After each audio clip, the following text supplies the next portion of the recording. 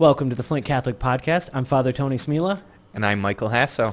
So, welcome to 2022. I know. It's pretty exciting. It is exciting. My New Year's wasn't so fantastic, though. Yeah. The New Year's Eve, I should say. New Year's Eve was not fantastic. That football game was tough. We didn't talk about this beforehand, but woof. Michigan has a long way to go. Yeah. Yikes. I was going to say, I heard it was a rough night for you. Oh, well. Next For year. my part, I went to sleep early. That's good. That's what I wanted to do. Yeah. So I had a couple of weeks off for school, right? School was off. I got to be off a little bit. I mean, working on the weekends at the parish, but during the week, had some time off, and wouldn't you know it, woke up at 5:40 every single day. Ooh. The entire time. Yeah.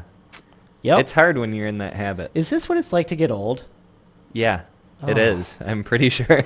Oh, man. Yeah, no sleeping in for me. Yep. That's all right. I took some naps along the way, too, so it was good. Yeah. All right, so as engrossing as this conversation is, I've got an even better, more engrossing conversation for you right now. You ready? All right, so I was on the Pillar website, so it's pillarcatholic.com. I kind of like their stuff. I think they just turned a year old, so they're kind of new on the scene. Really? Yeah, I hadn't heard of I think I just heard of them before when we were talking about this before we started recording. Yeah, so I'm kind of a fan of them. They put out some pretty good content. So they don't really have a lot of backing, so to get a lot of their stuff, it's a small subscription fee, but I kind of like it. It's good stuff. Here's one of the articles they put. So I've got a link to the article on our description, and it's about seminary formation. Aren't you excited to talk about seminary formation? The most exciting part. Seems really insider baseball. I know. I get it, right? It is. It is insider baseball, but it's insider baseball that actually affects everybody, right? It affects everybody. So here's really the synopsis of the article. So Archbishop Salvatore Cordileone, which is a cool name to say. Yeah, I was just going to say that. I was like, favorite bishop's name. Yeah, by Salvatore Cordileone is the most recent American bishop to introduce a propadeutic. So you know what that is, right? Of course. Of course. I don't even know how to spell it. And I'm looking at it. Propadeutic. I'm like 80% sure I'm pronouncing that right. So he's introducing a propadeutic, or a spirituality year, as a component of priestly formation for seminarians studying to become priests in the Archdiocese of San Francisco. All right. I know we may have just lost 10 subscribers for me using that word propadeutic by itself, but allow me to explain. You almost lost me. I know. I'm really sorry. So why address seminary formation on this podcast? Really, the answer is because I, as a priest, I hear about all the needs of the people of God just all the time, constantly. Hey, I wish we had this. I wish we were able to do this. And I'm like, yeah, I wish we could too. I wish it'd be great. There's so many areas of our lives as Catholics that would benefit greatly from just simply having more priests. Hospitals, schools, sacraments, evangelization, administration. And I actually see that in a pretty profound way right here. We have a very unique situation here at Powers where we get to have 2 full-time priests here, which is like, it doesn't happen anywhere else. I don't know if there's anywhere in the country that has this that's not a religious order, right? 2 diocesan priests at one high school. That's unheard of. And a deacon. And a deacon. Yes. Yes. Yeah. Oh my gosh. It's a pretty awesome setup. It's really cool. I love it. I think it's amazing what me and Father Jim are able to do as 2 priests here on campus. I love it. And, if we had lots of vocations, we could do this on a regular basis. But priests just don't fall out of the sky. They aren't made in a factory or lab as much as you think I am, because my hair is just so fantastic. Must be made in a lab, right? Must be. Must be. So priests are first seminarians. Seminarians are first young men in the world.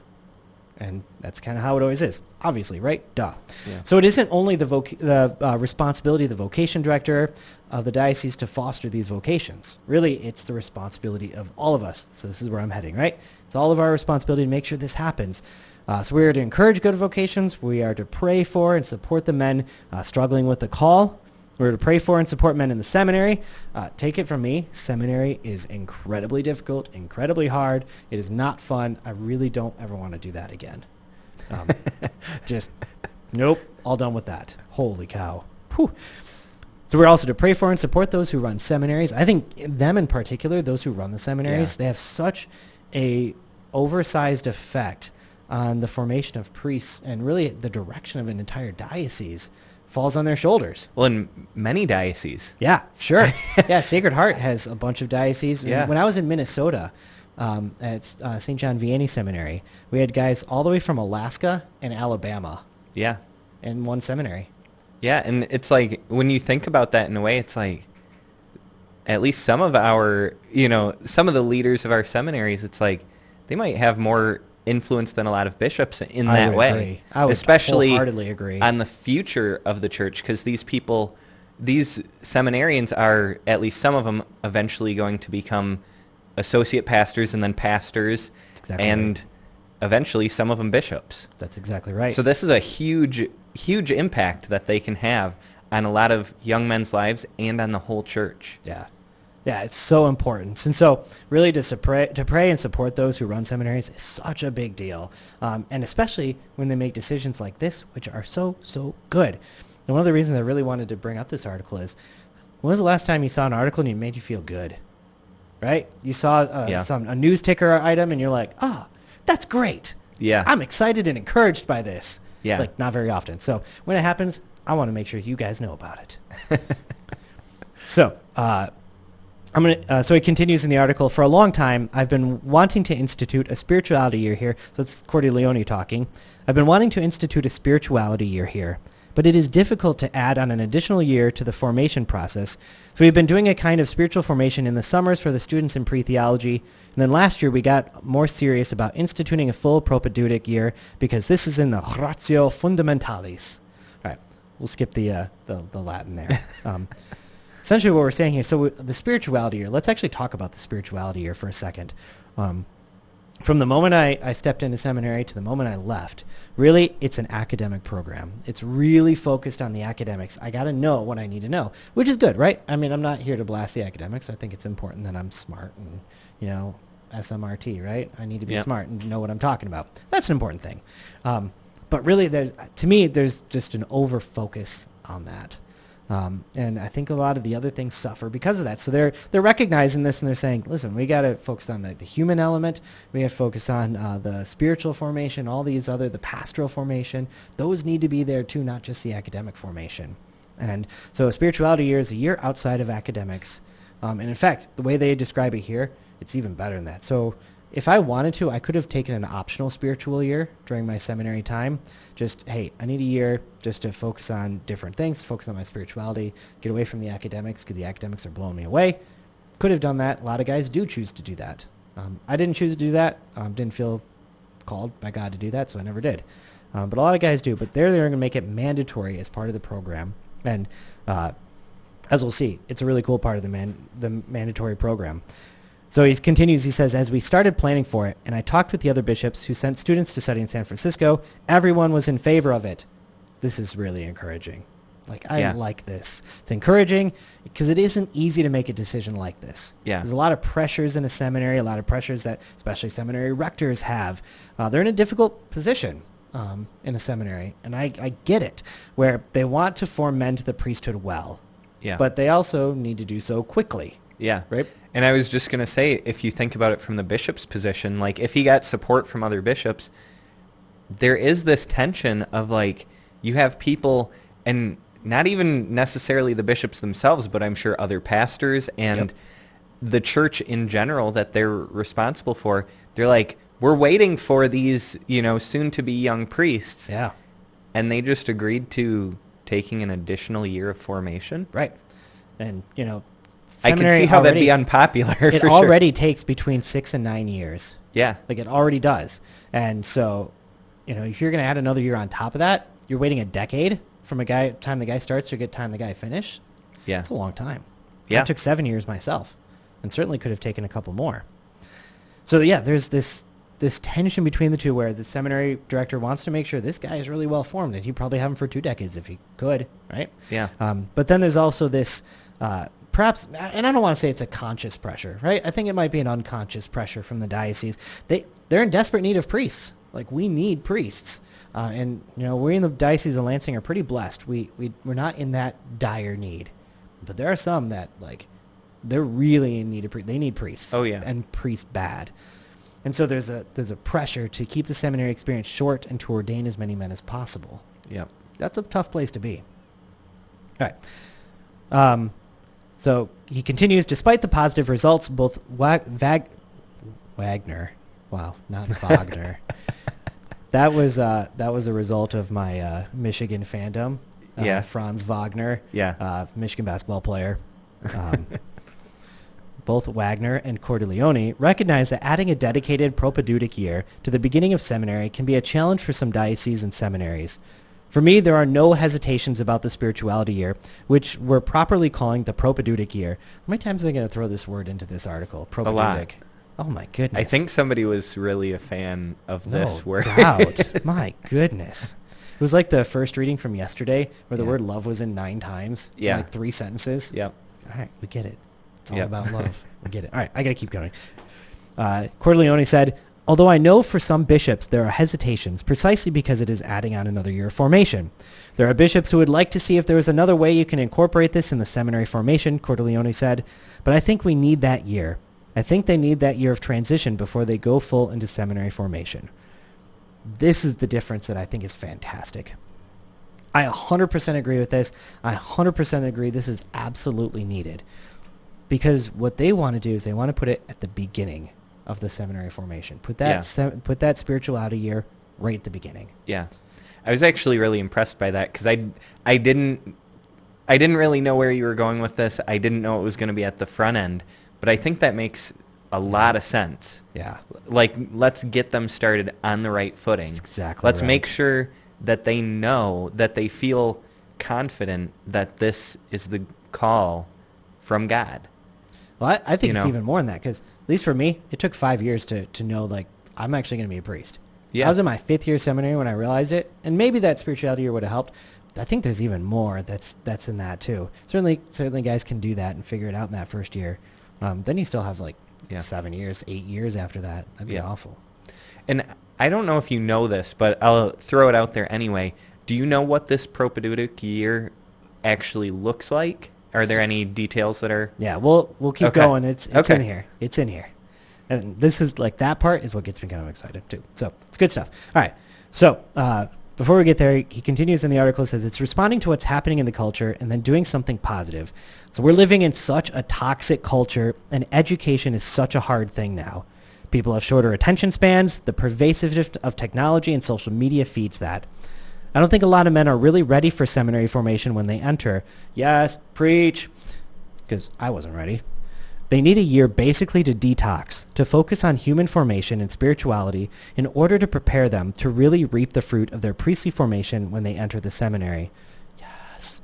Cordileone says that he hopes the propedeutic year, ding, will form a sort of novitiate for the diocesan priesthood. And I love that they're using that language too. Right, a novitiate to the seminary, you have novitiate to the priesthood. You gotta fit more multi-syllable words in there. Oh man, novitiate. No, I agree though. It is a very good word for it. Yeah. So just a preparation time to enter the seminary. In addition to focusing on a regimen of prayer, spiritual development, personal discernment, the year will also include a technology fast. Yes. Technology fast, the Archbishop said, with students breaking from computers, smartphones, and social media for 6 days a week. Whoa. Right? That's nice. That is... So, my first year in seminary, we had something similar to this, where we weren't allowed to have personal laptops, personal technology for the first year. Wow. We certainly had computer labs there, and we were able to use, the technology that was there. We couldn't have our own personal ones. And that, I think, made a big difference, right? So, Yeah. I wasn't, even... I didn't have a smartphone then. I had a dumb phone, so that was easy enough for me. Yeah. That first year did help detox. So I had a half version of this, and man, it was awesome. It was great.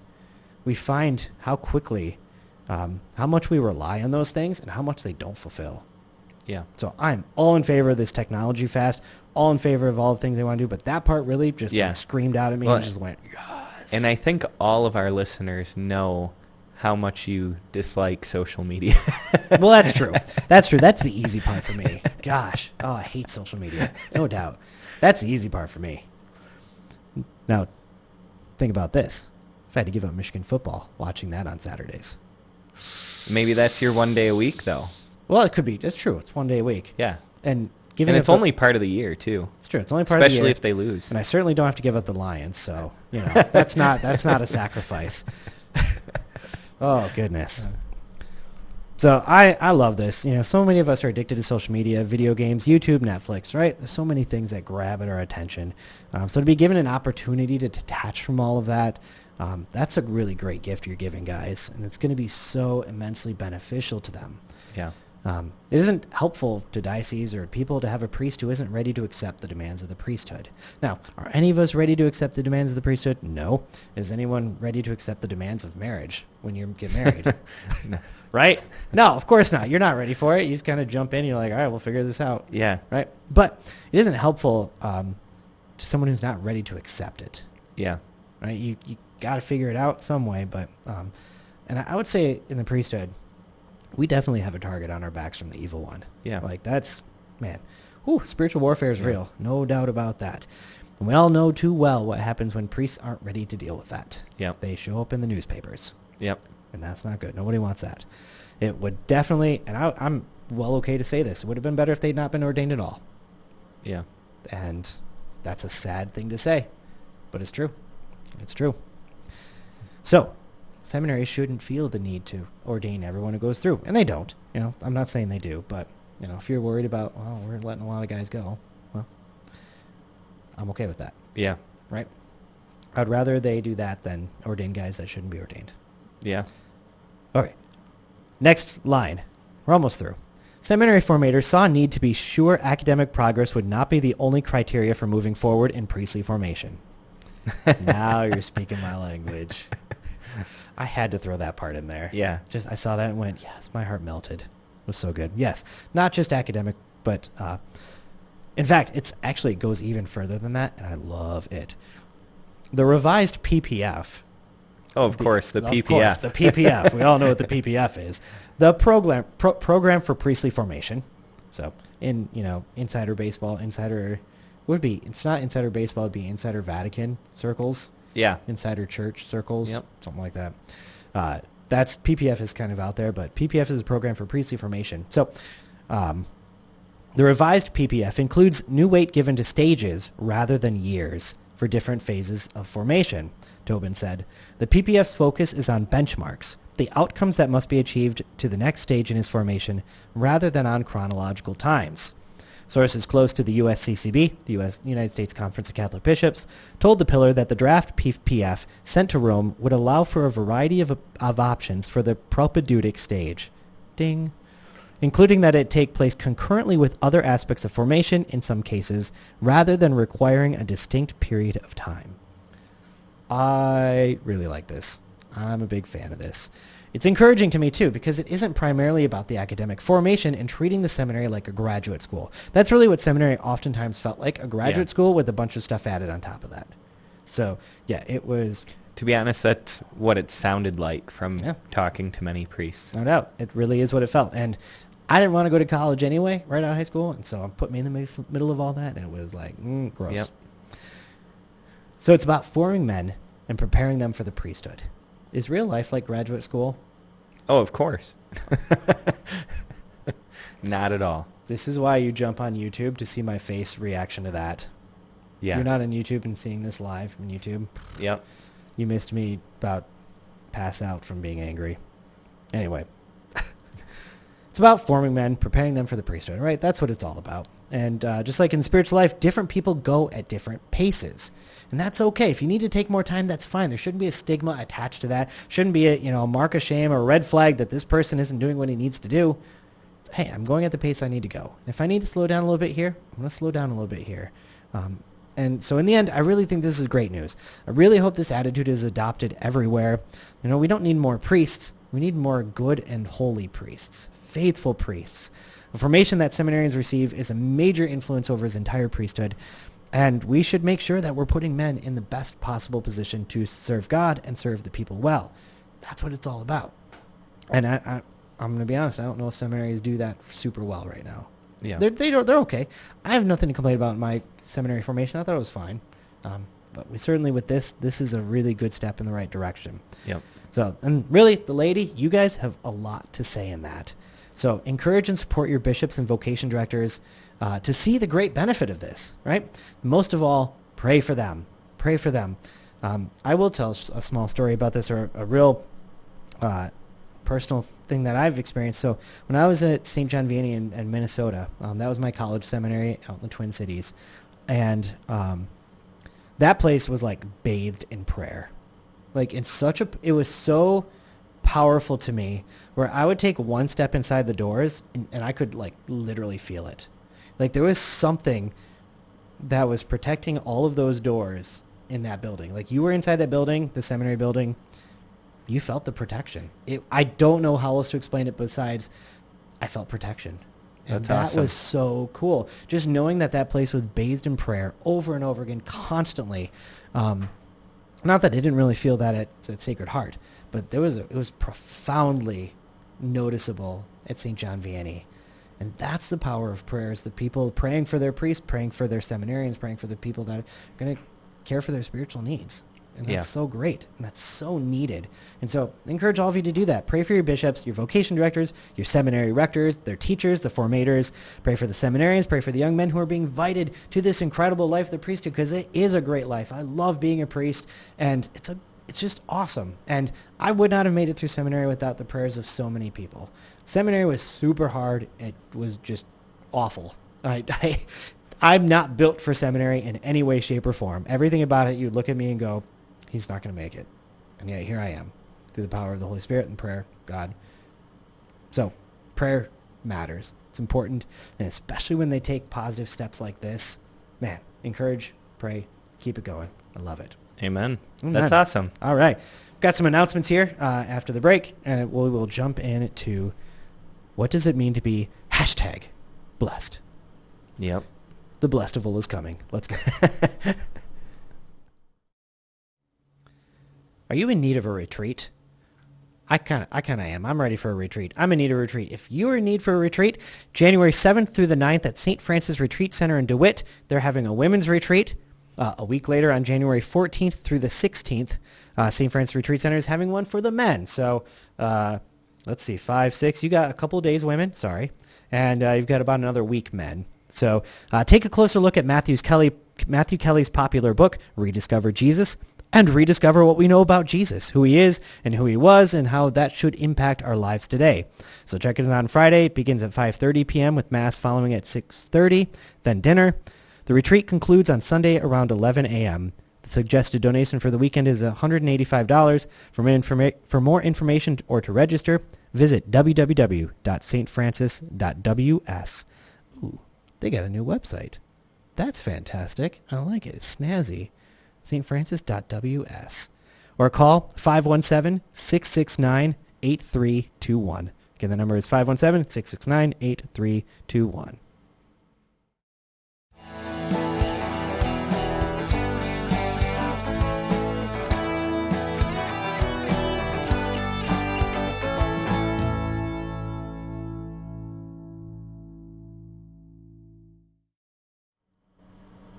All right, welcome back to the Flint Catholic Podcast.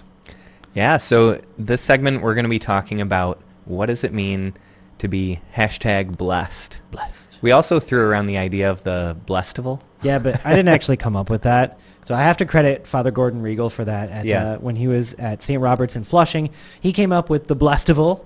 And what I wanted to do was, do you remember the All the Things meme? So it's like a stick figure, and he's like, got his hand up. And so I wanted to have, bless all the things. He didn't like that idea. He didn't get it. Sorry. That would be a very convenient blessing, though. It would have attracted all of the millennials. Yep. To see the meme work like For that. sure. For sure. So yeah, let's talk about blessings. So yeah, this week, this past Sunday, at least for when we're recording this and when this episode will drop, we just experienced the Epiphany. Yes. And so that reminded me of blessings because there's a special blessing that comes with the Epiphany. Yep. Many of you are probably familiar with the blessed chalk and writing on the frame of the door of our homes and stuff like that.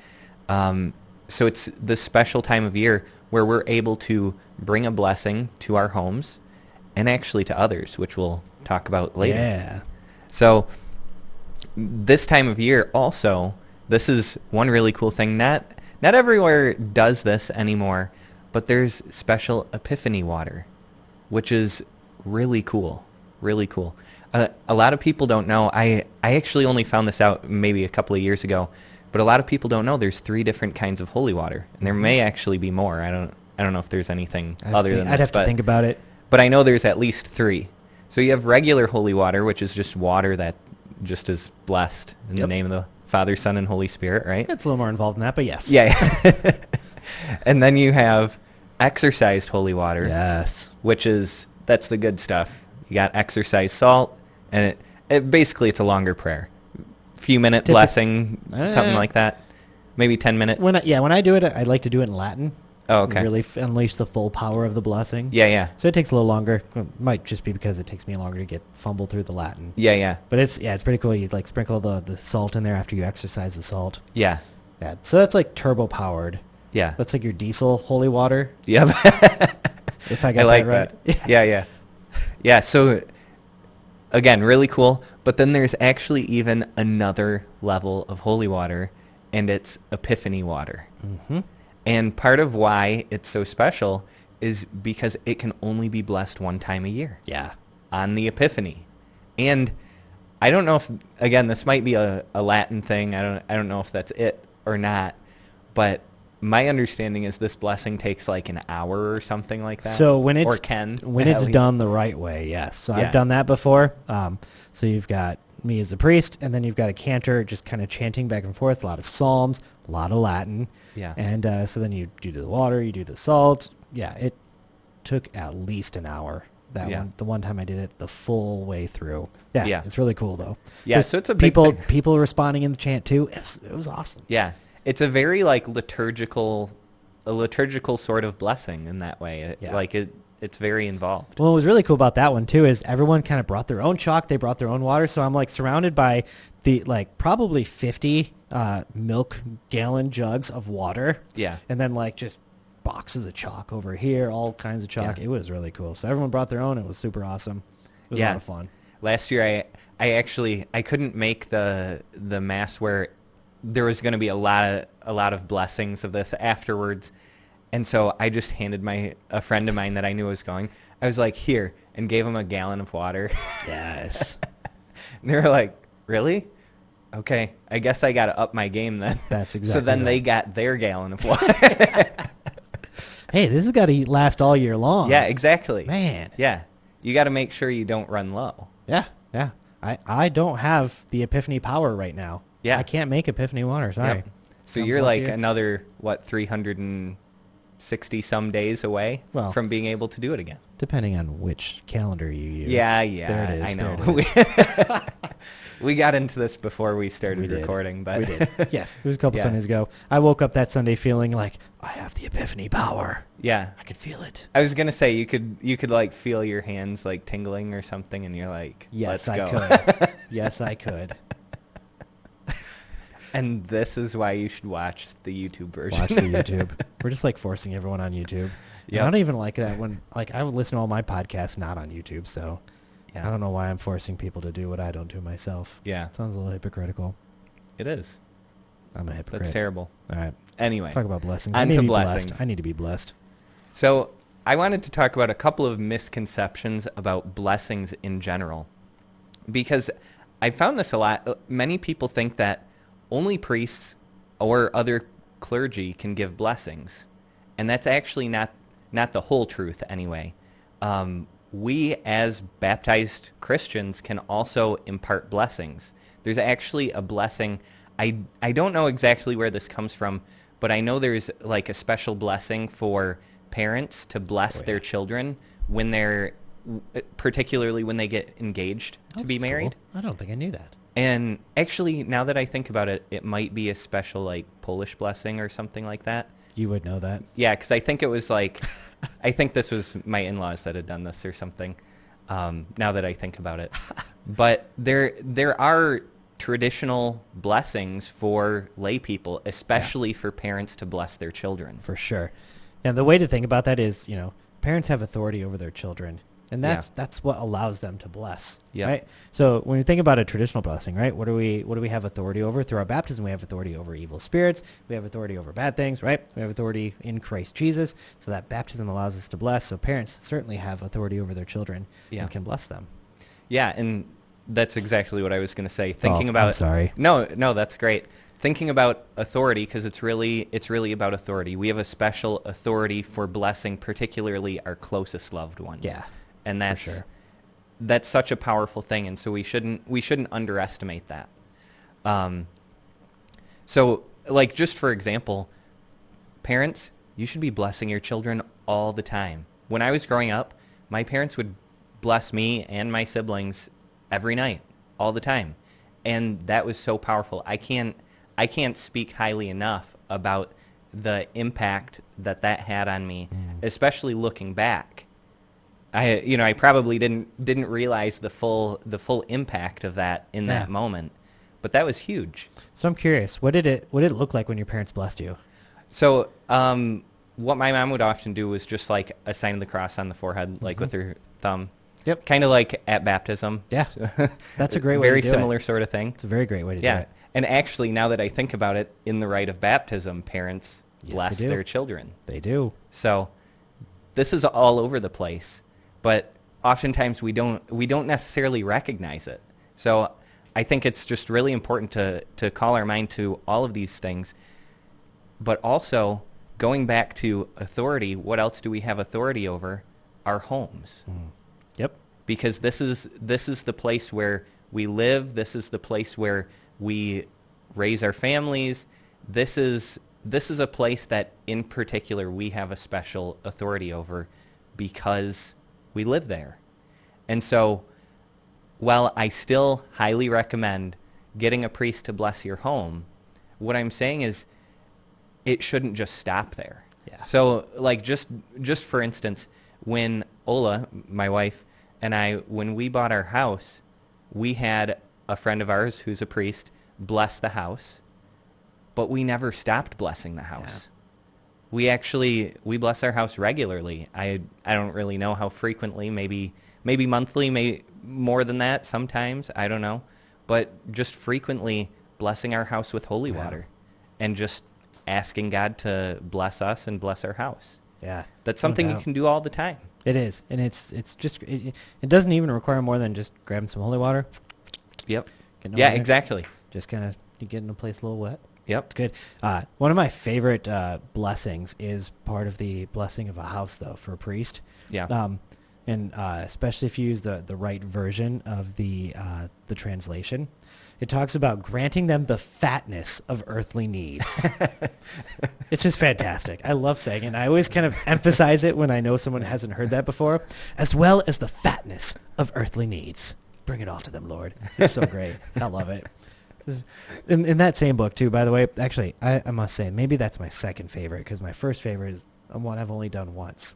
Yeah. So it's an older book, right? The Blessing of an Automobile. Like, okay. Yeah. It's not a car, it's an automobile. This book's a little dated, right? Yeah. In there, I found a blessing for lard. Wow. I know. And so, I'm at somebody's house. I was in Ann Arbor at the time, and I'm at somebody's house, and we just blessed their house. And I'm like, yeah, I've got this book here, and it's got a blessing for lard in it. I want to find some lard someday and bless it. He's like, we got lard. Bring in the tub of lard. He had a full tub of lard. Oh, that's awesome. I know. He's like, can you bless this lard? I'm like, yes, I can bless the lard. It was great. So only once in my life have I blessed lard. You should ask around among your brother priests and say, hey, have you ever blessed lard? That's exactly right. I bet you're the only one. Yeah, I was going to say, I just have a feeling that you might be the only one in the diocese. I'm pretty sure I have a picture of me blessing the lard too. So if I do, I'll put it up on the screen. I'll show you after the show. That'd be great. It was awesome. So anyway, why do we have this ability to bless stuff? Father Tony already alluded to this. Part of it comes from the word Christian. The word Christian means little anointed one. So Christ, the word Christ actually means anointed. Christian means little anointed one. That's so cool. We have, by virtue of our baptism, we have the blessing of God on us. wherever we go, we bring the blessing of God. We have the ability to bless others, and not just like in a superficial way of like, oh, people can kind of throw that out sometimes of like, oh, you're such a blessing. But there really is something supernatural there of what a Christian can do in the lives of those around them. It's really so powerful, and anyone can do it. Anyone can do it. Whether praying for people or even blessing people materially, so many different ways we can be a blessing to others. Yeah. So one example of this that I love is the East Side. So we had Sister Christina on here before. Yep. We've heard about the great work that's happening at St. Mary's on the east side of Flint. And this is really where I first got a real appreciation for the Epiphany blessing, more so than any other time in my life. Because one of the things that they always do around this time of year, and I would imagine that they're going to be doing this even tomorrow, the day this episode drops, I would imagine, they send out people with chalk and with the Epiphany blessing, and they just pray with people, both Christians and non-Christians. Yeah. They bless anyone's home that wants a blessing. And so you go around the east side, and you'll see it all over the place, all over doors in chalk. I think it's 20 plus C plus M plus B, and then the last year. Yep. So you'll see it all over the place, and people recognize what a blessing it is. Like we'll talk to people after the fact, and they'll say, "Oh my gosh, you have no idea how much of a blessing that was to have you here blessing my home." And they're not even Christians. Right. They don't on some level, like, they don't realize what just happened, but on another level, they do. Maybe in a way that we don't always appreciate. Yeah. So this is a huge thing. So I really encourage everyone in this season, bless your homes. Yep. Do the Epiphany blessing to your homes, but maybe even offer it to a neighbor. Maybe somebody you know that's in need of a blessing. Doesn't matter if they're Catholic. Yeah. Doesn't matter if they're Christian. You can still bring that blessing to them. Yeah. Let's bless all the things. Yeah. Amen. Amen. Thanks for joining us this week. Is there anything else you had to say? Nope. All right, That's great. all. Thanks for joining us this week. Join us next week. I don't know what our topic is next week. We'll figure it out. Yeah, we'll It'll figure be it fun. out. See you next week. See you guys.